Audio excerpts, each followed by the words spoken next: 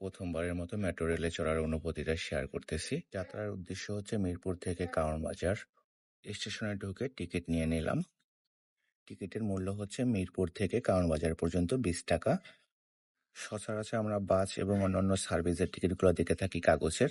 এখানে অবশ্য টিকিট কাটার পরে দুটা এটিএম কার্ডের মতো দুটা কার্ড দিল। টিকিট কাটার সিস্টেমটা আমার কাছে খুব ভালো লাগলো, পুরোপুরি ডিজিটাল সিস্টেম। আর এই যে আমার হাতে যেটা দেখছেন, এটাই হচ্ছে টিকিট। টিকিট পাঞ্চ করে তারপরে স্টেশনের ভেতরে ঢুকতে হয়। তো স্টেশনের ভিতরে ঢুকে পড়লাম আমি আর আমার বন্ধু লাবাই। তো আমরা মেট্রো রেলের জন্য ওয়েট করতেছিলাম।